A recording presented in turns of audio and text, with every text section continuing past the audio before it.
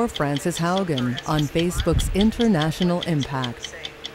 The team I worked on was called Civic Integrity, and it was responsible for trying to make sure that Facebook was a good force in society.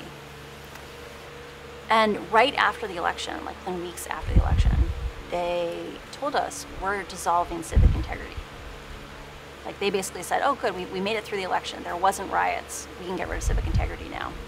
And when they got rid of civic integrity, it was the moment where I was like, I don't trust that they're willing to actually invest what needs to be invested to keep Facebook from being dangerous.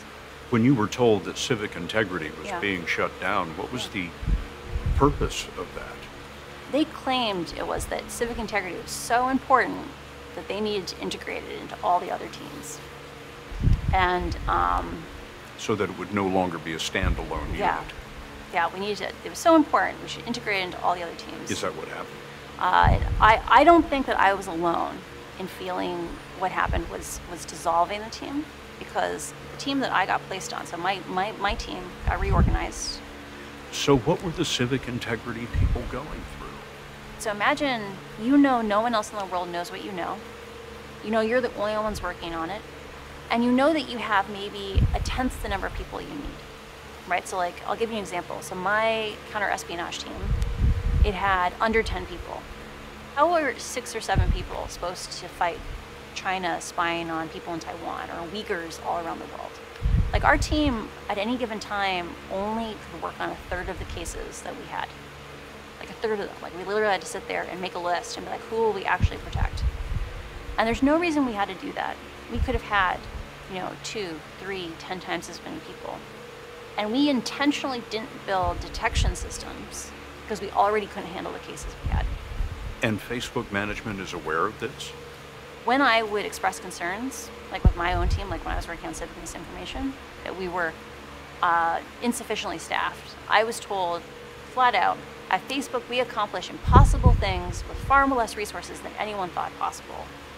I don't think it was malevolent, but because the leaders there often are maybe early Facebook employees, they may have never worked anywhere else.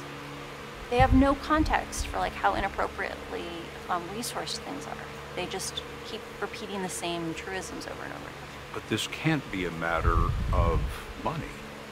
It's $1 trillion company. I totally get it. I think it's a feedback cycle. So every time there's a scandal, it's harder for people at Facebook to hire, right? More people are like, no, I can work at Facebook. But because they're understaffed, they have to make compromises. And because they can't start from the place of, we have a problem, we need to declare moral bankruptcy. Moral bankruptcy? Moral bankruptcy is an opportunity for Mark, for Facebook, to come in and say, we completely messed up. Some of it's our fault, some of it's not our fault, but we have gotten in so far over our heads that we need a reset.